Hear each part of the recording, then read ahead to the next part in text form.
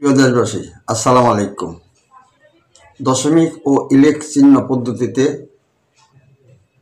সম্পত্তি বন্টন তথ্য অত্র ভিডিওর মাধ্যমে প্রকাশ করিতেছি। এলমালি সম্পত্তি 16 আনা দশমিক অথবা ইলেক চিহ্ন পদ্ধতিতে ভাগ করা যায়। দশমিক পদ্ধতি সে ইলেক চিহ্ন পদ্ধতিতে সম্পত্তি ভাগ করিলে উত্তম বলে আমি মনে করিতেছি। উদাহরণস্বরূপ বলা যায় দশমিক পদ্ধতিতে 16 আনা সম্পত্তি বন্টন, যেমন 16 আনা সমান সমান 1 টাকা সমান সমান 100 পয়সা।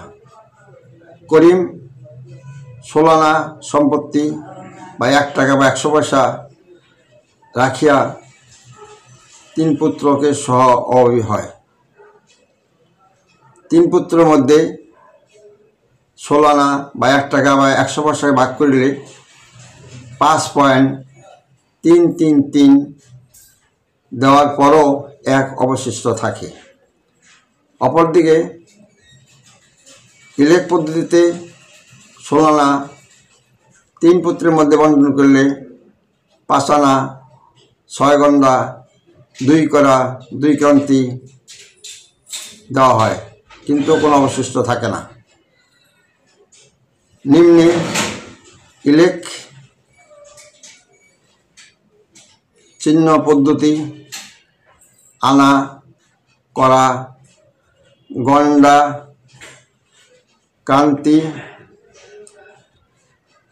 দন্তি জফ কাক তিল রেণু গুণ বিন্দু দেখানো হইল।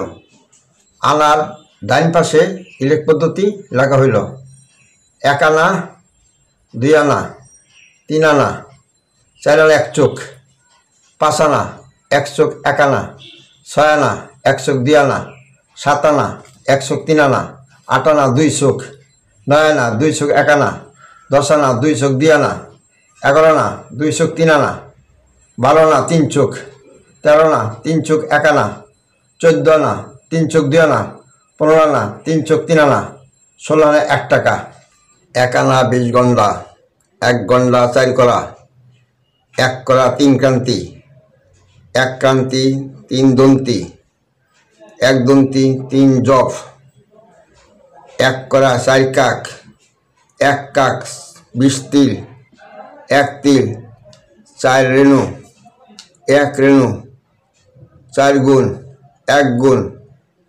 20 বিন্দু। সবাইকে ধন্যবাদ।